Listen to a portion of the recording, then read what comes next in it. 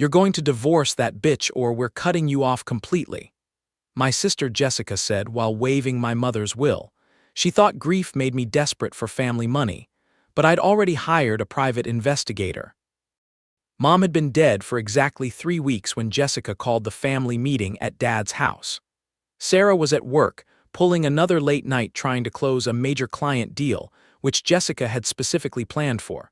They wanted me alone, vulnerable, and focused on what I was about to lose if I didn't comply with their demands. I'm Marcus, and I should have seen this coming.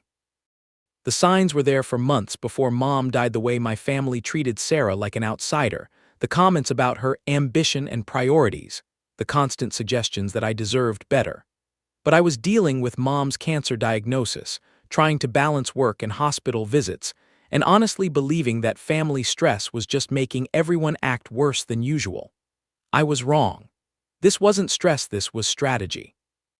The meeting was held in Dad's living room, the same room where we'd celebrated holidays and birthdays for 30 years. Jessica sat in Mom's old chair like she was claiming territory. Dad paced by the window, unable to make eye contact. My brother Kevin leaned against the wall, arms crossed, looking like hired muscle. "We need to talk about your future," Jessica began, her voice carrying that tone she'd perfected as the family's unofficial spokesperson. "About what Mom would have wanted for you." She placed a manila folder on the coffee table between us. Inside were copies of financial documents, bank statements, and what appeared to be a draft of Mom's will. Not the official will that had been read by the attorney, but some earlier version that painted a very different picture of my inheritance. "Mom was worried about your marriage," Jessica continued. "She was worried about Sarah's influence on you, about how you changed since you got married. She wanted to make sure you'd be taken care of if things went wrong." According to the documents Jessica showed me, Mom had originally planned to leave me a substantial inheritance enough to pay off our mortgage and start the family business I'd always talked about. But there was a condition. The money would only be available if I was divorced within 2 years of her death. "She didn't want to see you trapped in a marriage that was making you miserable," Dad finally spoke up, his voice barely above a whisper. "She could see what we all see, that Sarah doesn't appreciate you, doesn't support your dreams, doesn't understand what family means." The manipulation was sophisticated and cruel. They were using my grief, my love for my mother, and my financial insecurity to pressure me into destroying my marriage. They were claiming that Mom's dying wish was for me to divorce my wife, and they had documents to prove it. But something felt wrong about the whole presentation. The timeline didn't match my memories of Mom's final months. The language in the documents didn't sound like how Mom talked. And most importantly, the conditions they were describing weren't mentioned in the official will that had been read just days earlier. "I need to think about this," I said, reaching for the folder. Jessica pulled it back. "There's nothing to think about, Marcus. Mom made her wishes clear. Either you file for divorce in the next 60 days, or you forfeit your inheritance. Either you choose family, or you choose her." The ultimatum was delivered with cold precision, but I could see something else in Jessica's eyes: desperation. She needed me to agree immediately, before I had time to process what was happening or ask inconvenient questions. "What about the will that was read by Mom's attorney?" I asked. "This doesn't match what he told us." Kevin stepped forward from his position by the wall. "Mom updated her will multiple times during her illness. The attorney only read the most recent version. This is what she really wanted, what she planned before she got too sick to think clearly." The explanation was smooth, rehearsed, and completely false. I knew it was false because I'd been with Mom during most of her attorney visits. I'd driven her to appointments, sat in waiting rooms, helped her organize her paperwork. There had been no secret will revisions, no dramatic changes to her estate planning. But I also knew that challenging them directly would only make them more defensive and potentially more dangerous. If they were willing to forge documents and manipulate my grief, they were capable of escalating their tactics if I didn't handle this carefully. "I need some time to process this," I said again, standing up to leave. "This is a lot to take in." Jessica's mask slipped for just a moment, revealing the anger underneath her concern. "Time is exactly what you don't have, Marcus. Every day you stay married to that woman is another day you're spitting on Mom's memory. Every day you choose her over family is another day you're proving that everything we've worried about is true. I left Dad's house that night with my head spinning and my heart racing. The people I'd trusted most in the world were asking me to destroy my marriage based on documents that didn't feel authentic and claims that didn't match my memories. They were using my mother's death as a weapon against my wife, and they expected me to be grateful for the opportunity. The drive home gave me time to think, and by the time I pulled into our driveway, I'd made a decision. I wasn't going to confront them directly. That would only put them on guard and potentially make them more careful about covering their tracks. Instead, I was going to investigate. Sarah was still at work when I got home, so I had time to make some calls. The first was to Mom's attorney, ostensibly to ask questions about the estate settlement process. What I learned confirmed my suspicions. There had been no recent changes to Mom's will, no secret codicils, no conditional inheritance provisions. The second call was to a private investigator I'd worked with on some insurance fraud cases through my contracting business. I explained the situation and asked him to look into my family's financial situation, particularly any recent changes or pressures that might explain their sudden interest in my marriage. The third call was the hardest. I called my Uncle Robert, Mom's brother, who lived across the country but had always been close to our family. I told him about the meeting, about the documents, about the claims regarding Mom's wishes. His response was immediate and angry. "Your mother never said a word against Sarah. She was proud of your marriage, proud of how happy you seemed. She was worried about you during her illness, but only because she could see how hard it was for you to watch her suffer." Uncle Robert's words confirmed what I'd known in my heart but had been afraid to trust. Mom had never expressed concerns about my marriage. She'd never suggested that I'd be better off divorced. She'd never indicated that my inheritance should be conditional on my relationship status. My family was lying to me, using my grief and my love for my mother to manipulate me into destroying my marriage, but I still didn't understand why. The answer came 3 days later when the private investigator called with his preliminary findings.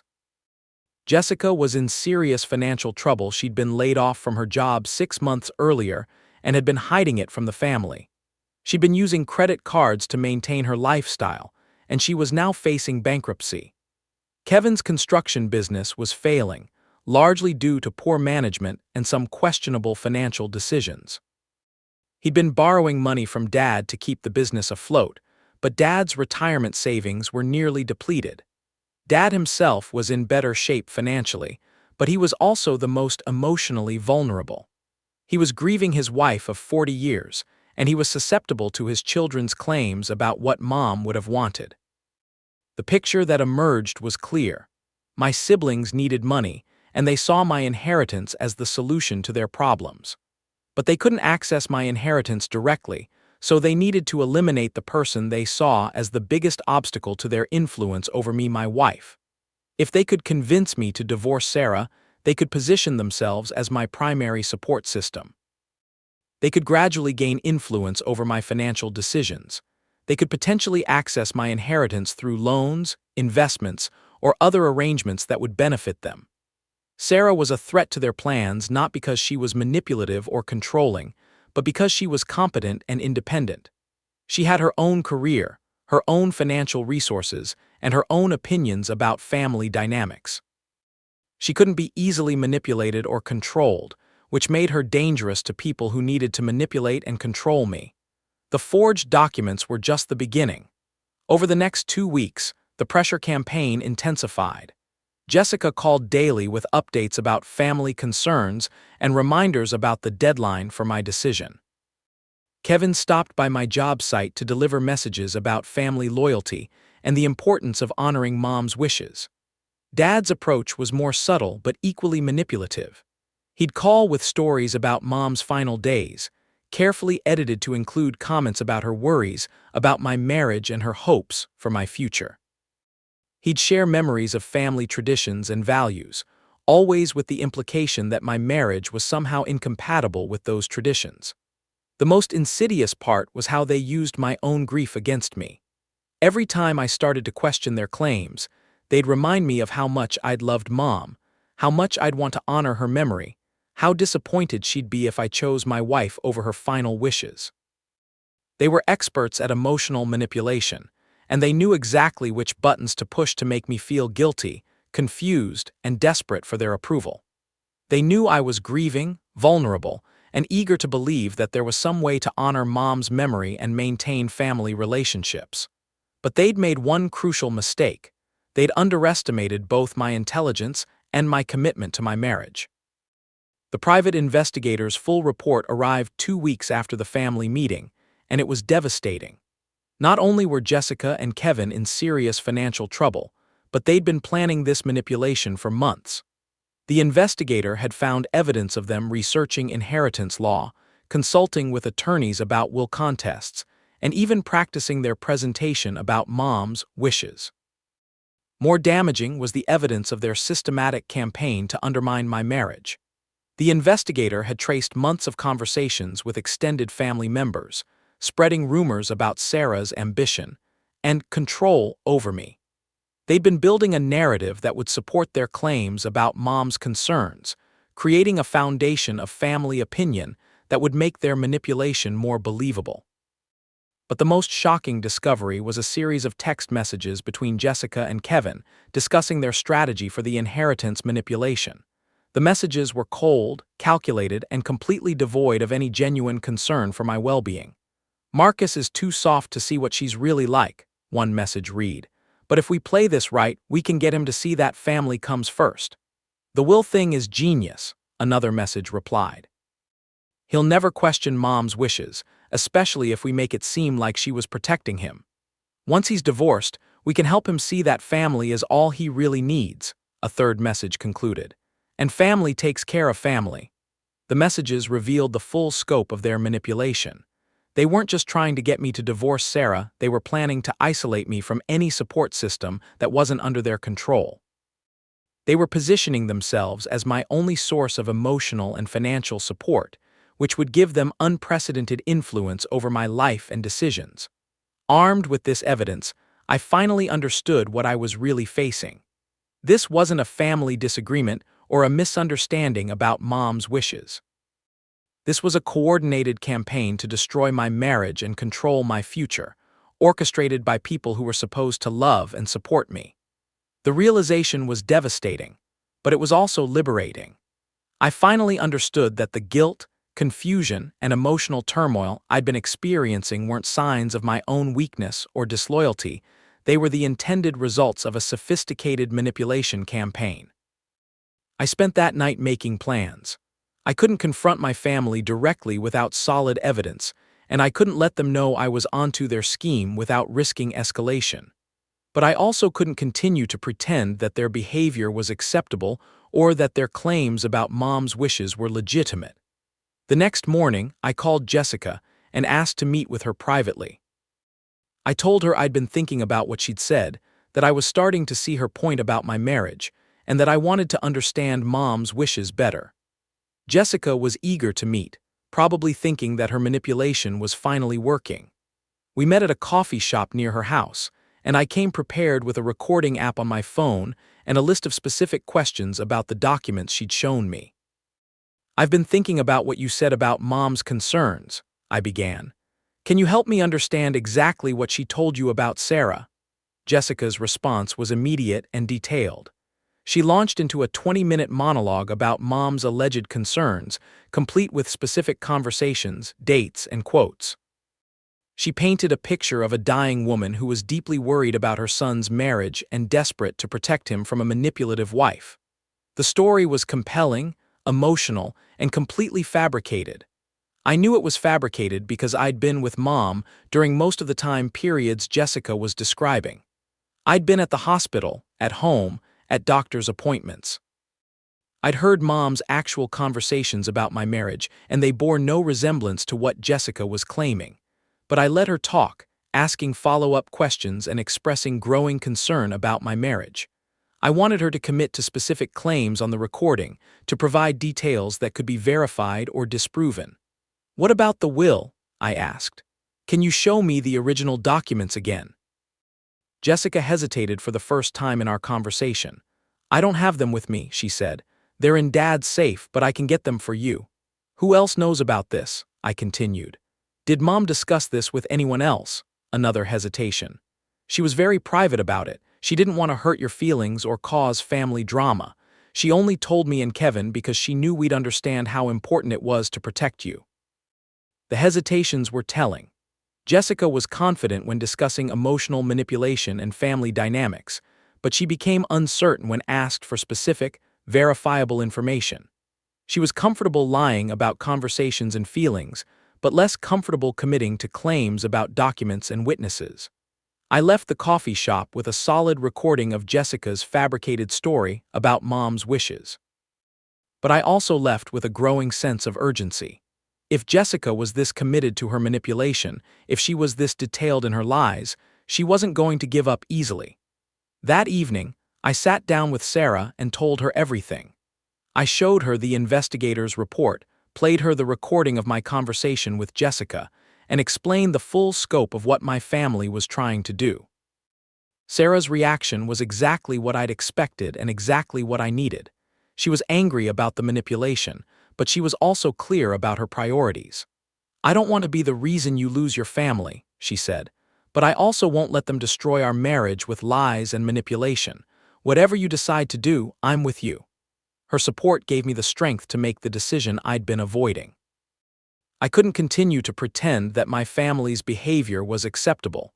I couldn't keep trying to maintain relationships with people who were actively working to destroy my marriage. I couldn't keep hoping that they'd change their minds or come to their senses. The next day, I called a family meeting of my own. I told Jessica, Kevin, and Dad that I'd made my decision about the inheritance and that I wanted to discuss it with all of them together. They arrived at my house that evening, probably expecting me to announce my plans for divorce.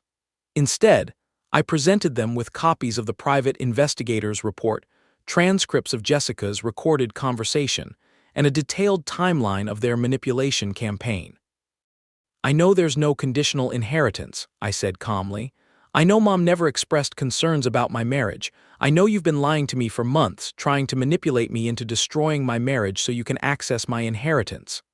The silence that followed was deafening. Dad's face went white. Kevin started to speak, then stopped. Jessica's mouth opened and closed without sound. I have recordings of our conversations, I continued. I have documentation of your financial problems. I have evidence of your coordination and planning. I know exactly what you've been doing and why you've been doing it. Jessica was the first to recover. You're being paranoid, Marcus. You're letting Sarah turn you against your own family. This is exactly what Mom was worried about. But her voice lacked the conviction it had carried in previous conversations. She knew she'd been caught and she was scrambling to maintain her position. Mom never said any of the things you claimed, I replied. I was with her during her final months. I heard her actual conversations about my marriage. She was proud of Sarah, proud of our relationship, proud of how happy we were together. Kevin tried a different approach. Even if you don't believe the inheritance stuff, you have to admit that Sarah has changed you. You used to care about family. You used to put family first. I still care about family, I said, but I've learned the difference between family that supports me and family that manipulates me. I've learned the difference between love and control. The conversation continued for another hour, with my family cycling through different manipulation tactics: guilt, anger, denial, bargaining. They tried to convince me that the investigator was wrong, that the recordings were misleading, that their intentions were pure even if their methods were questionable. But I'd done my homework. I had evidence for every claim, documentation for every accusation. I wasn't operating on suspicion or emotion, I was operating on facts. The meeting ended with me delivering an ultimatum of my own. You have two choices. You can acknowledge what you've done, apologize to both Sarah and me, and commit to rebuilding our relationships based on honesty and respect. Or you can continue with your manipulation and lose access to both of us permanently. Dad was the first to respond.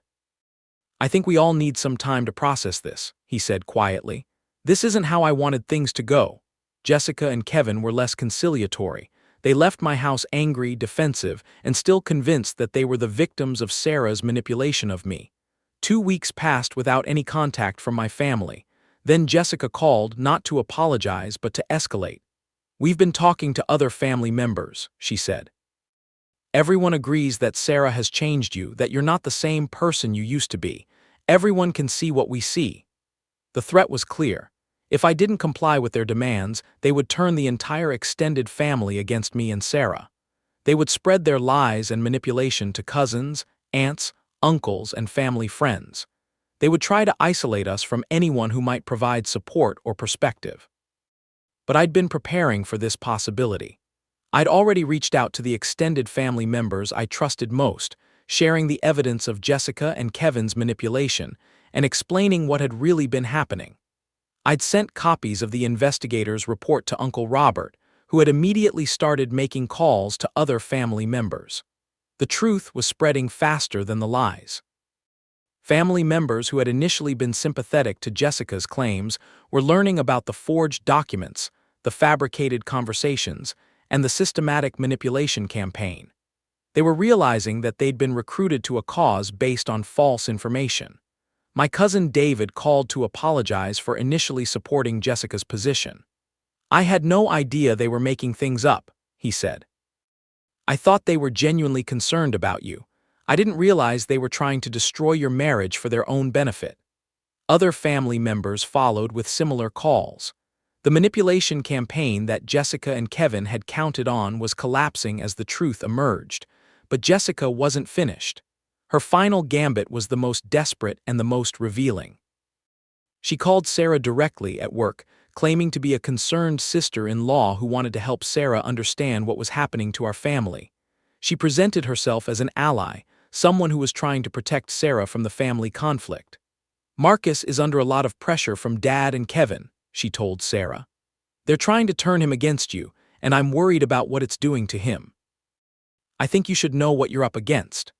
The conversation was designed to make Sarah feel isolated and threatened, to convince her that the family conflict was bigger and more dangerous than she realized. Jessica was hoping that Sarah would panic, make demands, or create the kind of drama that would justify their claims about her being controlling and manipulative. But Sarah saw through the manipulation immediately. She thanked Jessica for her concern, then called me to report the conversation. "She's trying to make me afraid," Sarah said. "She's trying to make me think that your family is more powerful than they are, that they can somehow force you to choose between them and me." Sarah's clarity helped me see Jessica's desperation. The inheritance manipulation had failed. The family isolation campaign had failed. The extended family support had collapsed. Jessica was down to her final tactic, trying to manipulate Sarah into behaving in ways that would support their narrative about her character. That night, I made the decision that should have been obvious from the beginning. I called Jessica, Kevin, and Dad and delivered a final message. "You've had multiple opportunities to acknowledge your manipulation and rebuild our relationships based on honesty.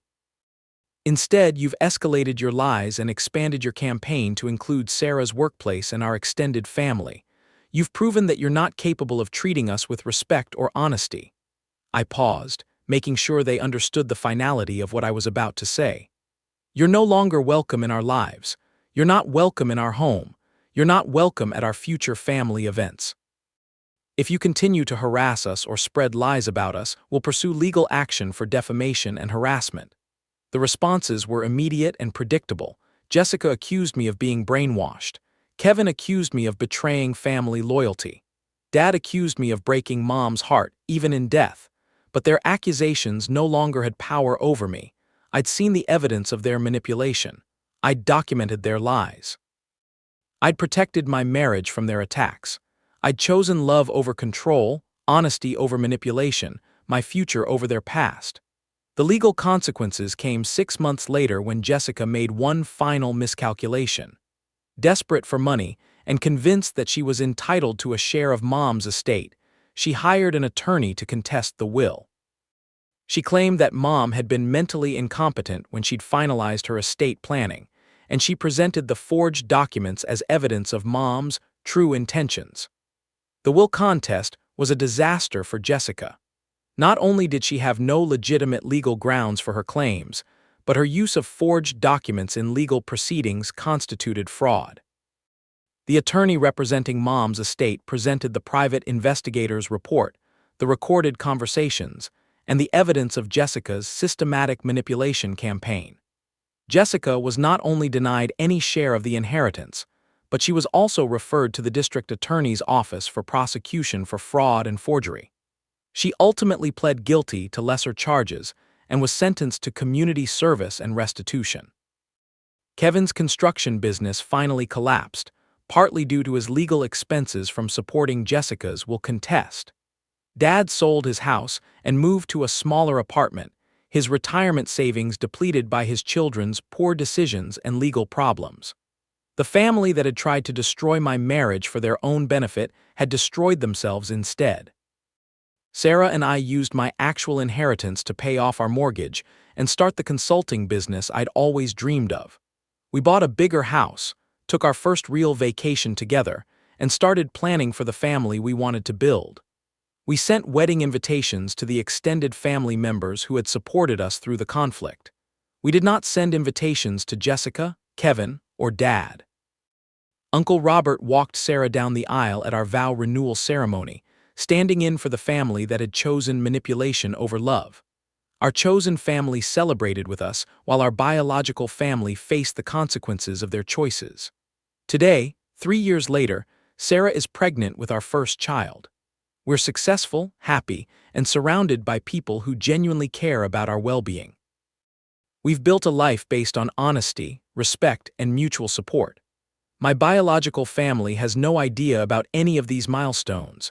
They've been completely excluded from our lives, and we're both healthier and happier without their toxic influence. I don't miss the manipulation, the lies, or the constant pressure to prove my loyalty to people who were actively working against my happiness. I don't miss walking on eggshells around people who claim to love me while systematically trying to destroy my marriage. What I have now is a partnership built on trust, shared values, and genuine commitment.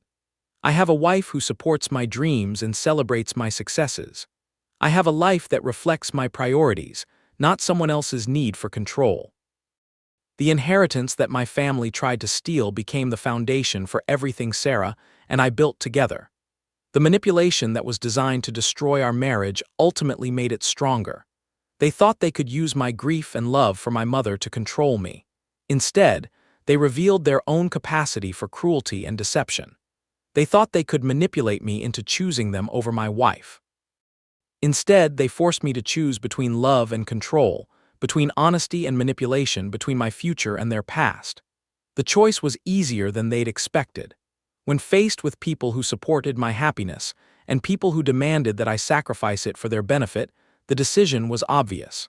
I chose Sarah, I chose honesty, and I chose the family we're building together over the family that tried to tear us apart. And I've never regretted it for a single day.